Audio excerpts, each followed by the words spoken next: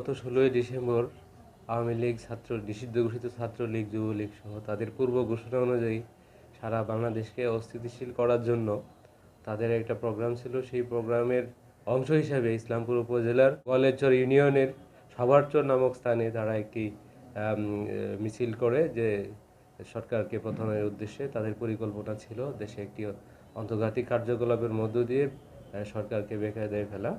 সেই অংশ হিসেবে সেখানে